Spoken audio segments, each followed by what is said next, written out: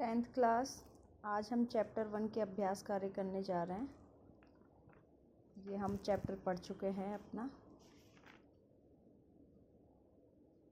एक पदेन उत्तरम लिखतः, तो एक पद में आंसर देने हैं। अत्र जीवितम कीदृशम जातम, यहाँ पर जीवन कैसा हो गया है। तो आंसर में आएगा दुर्वम अत्रः, यहाँ पे दुष्कर हो गया है, जीवन बहुत कठिन हो गया है। अनिशम महानगर मध्ये किम प्रचलति, यहाँ रात दिन महानगर में क्या चल रहा है। कालायश चक्रम, एक लोह चक्र चल रहा है। कुत्सित वस्तु मिश्रितम किम अस्ति, और जो हमारी खाने योग्य चीज़ें वो कैसी हो गई हैं, कुत्सित हो गई हैं। तो यहाँ एक पद में बताना है क्या है कुत्सित। भक्ष्यम, खाने योग्य चीज़ें। अयम कस्मय जीवनम कामय, हमें कैसे जीवन की कामना करनी चाहिए, मानव के जीवन के लिए कामना करनी चाहिए। मानवाय केशाम माला रमणीया, कैसी माला सुशोभित होती है या अच्छी लगती है। ललित लता नाम, ठीक है। तो एक पद के आंसर हमारे क्लियर हो जाते हैं। सेकंड है अधोलिखितानाम प्रश्नानाम उत्तराणि संस्कृत भाषाया लिखत, जो नीचे कुछ प्रश्न दिए हुए हैं इनके आंसर आपको संस्कृत भाषा में और पूर्ण वाक्य में देने हैं। इसमें है कवि किमर्थम प्रकृते शरणम इच्छति, कवि किस लिए प्रकृति की शरण में जाना चाहता है। यहाँ पेंसिल से लिखा हुआ है नगरे जीवितम दुर्वहम जातम अते कवि प्रकृते शरणम इच्छति। देखिए क्वेश्चन मार्क को हम यहाँ पे किमर्थम को छोड़ देते हैं। कवि शरणम इच्छति, प्रकृते शरणम, ये अपना आंसर में आएगा। कवि प्रकृते शरणम इच्छति यतः नगरम जीवितम दुर्वहम जातम, ठीक है। तो इस प्रकार से आप आंसर दे सकते हो। और पहले इस सेंटेंस को लिखने के बाद में भी आप अतः के साथ भी कर सकते हो, जैसे नगरे जीवितम दुर्वहम जातम, तो नगर में जीवन दुर्भर हो गया है, दुर्भर हो गया है, तो इसलिए कवि अतः, इसलिए कवि प्रकृते शरणम इच्छति, ठीक है। तो दोनों प्रकार से हम पूर्ण वाक्य में आंसर दे सकते हैं। कस्मात् कारणात् महानगरेषु संचरणं कठिनं वर्तते, किस कारण से महानगर में जीवन चलाना, संचरण करना कठिन हो गया है, क्यों हो गया है। ऊपर आपके लिए देखिए कस्मात् कारणात्, तो यहाँ पे महानगरेषु संचरणं कठिनं वर्तते, इसका है यानानां पंक्तये, यानों की जो पंक्ति है वो कैसी अनंत है, जिसका कोई अंत नहीं है, इतनी सारे वाहन हैं वहाँ पर। अतः महानगरेषु संचरणम कठिनम वर्तते, इस वजह से महानगरों में संचरण करना कठिन हो गया है। ये अपने सेकंड का आंसर हो गया। अस्माकं पर्यावरणे किम किम दूषितम अस्ति, हमारे पर्यावरण में क्या क्या दूषित है। अस्माकं पर्यावरणे वायुमंडलम जलम धरातलम च दूषितम अस्ति, हमारा वायुमंडल भी दूषित हो चुका है, जल भी दूषित है, धरातल भी दूषित है, ठीक है। घ नंबर पे है आपका कवि कुत्र संचरणम कर्तुम इच्छति, कवि कहाँ जाना चाह रहा है। कवि प्रकृति की शरण में जाने की बात करते हैं इसमें। तो कवि एकांत कांतारे, एकांत वन में, संचरणम कर्तुम इच्छति, एकांत वन में जाना चाहते हैं, ठीक है। स्वस्थ जीवनाय कीदृशे वातावरणे भ्रमणीयम, स्वस्थ जीवन के लिए कैसा वातावरण होना चाहिए, कैसा वातावरण है जहाँ पे हमें भ्रमण करना चाहिए। अब यहाँ आंसर है स्वस्थ जीवनाय शुचि वातावरणे, तो कैसा होना चाहिए, अच्छा वातावरण, शुद्ध या साफ पर्यावरण होना चाहिए जहाँ पे हम भ्रमण कर सकें, ठीक है। नेक्स्ट है अंतिम पद्यांशे कवे का कामना अस्ति, अंतिम पद्यांश में कवि ने क्या कामना की है? मानव जीवन की कामना की है, मानव जीवन अच्छा रहे। ठीक है, इस प्रकार से आपको पूर्ण वाक्य में देने हैं ये आपको आंसर्स। यहाँ पे संधि है और संधि विच्छेद और संधि युक्त पद दोनों प्रकार से कुछ उदाहरण दिए हुए हैं। यहाँ पे प्रकृति, यहाँ दूसरा पद पूछा है और यहाँ संयुक्त पद दिया हुआ है। प्रकृति रेवः, तो इसमें ऋत्व विसर्ग संधि है, एव शब्द आएगा यहाँ पे। प्रकृति धन एवः, प्रकृति और एव, प्रकृति रेवः। श्यात धन न धन एवः, श्याननेवः, यहाँ पर आपकी वृद्धि संधि हो जाएगी। ही धन अनंतः, ही अनंतः, यण संधि का उदाहरण है। बहिर् धन अंतः धन जगति, ये आपका संधि विच्छेद दिया हुआ है। संयुक्त पद में हम कहेंगे बहिर् अंतर जगति। ठीक है। अस्मात् धन नगरात्, अब अस्मात् धन नगरात्, इसका संयुक्त पद बनेगा अश्मान नगरात्।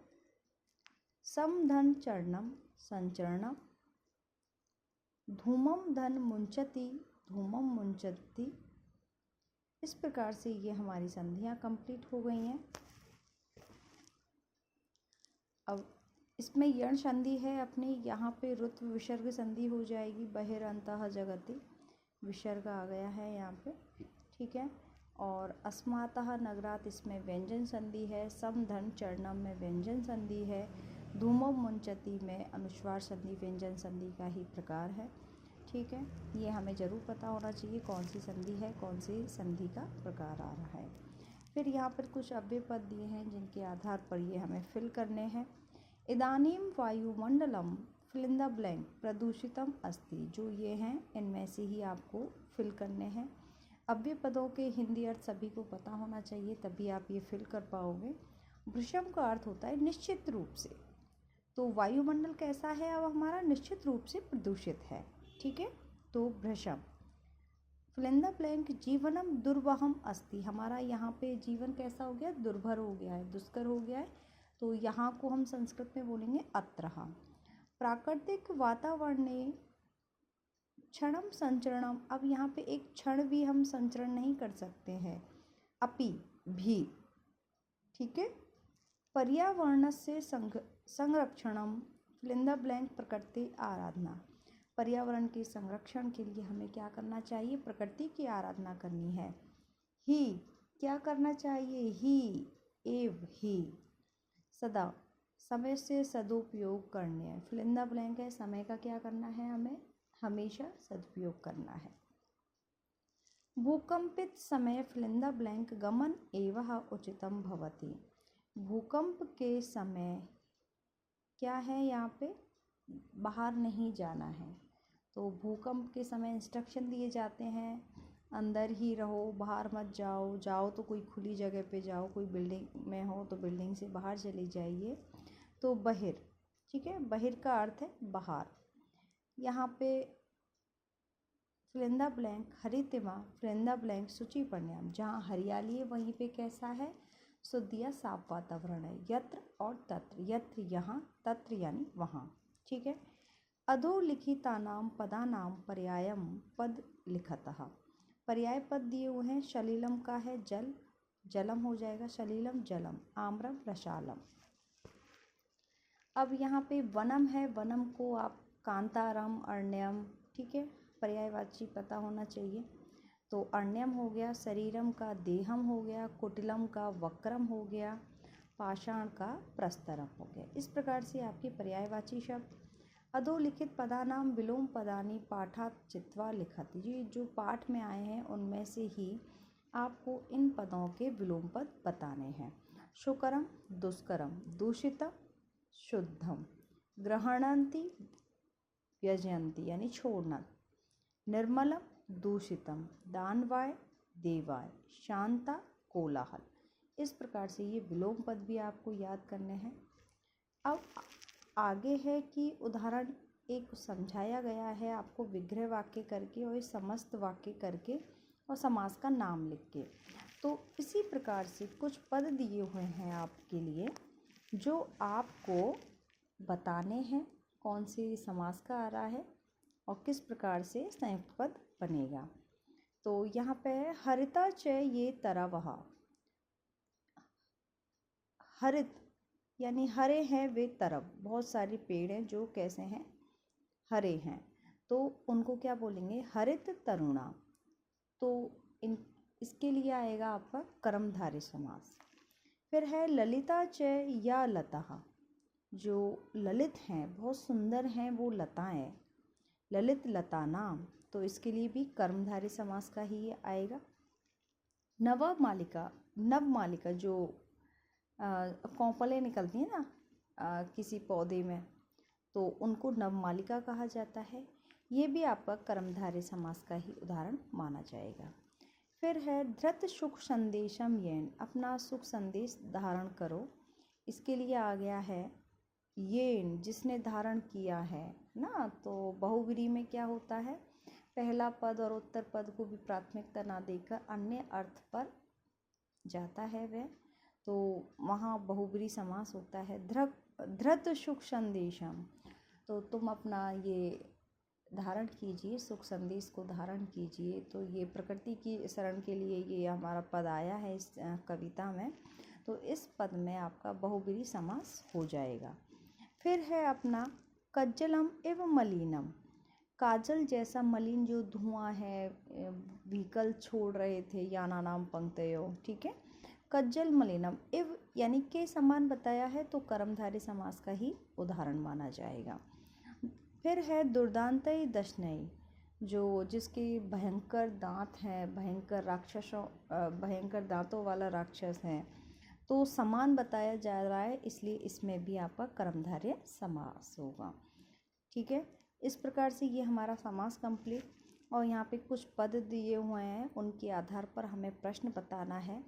तो देखिए रेखांकित पद है, रेखांकित पद के आधार पर प्रश्न निर्माण।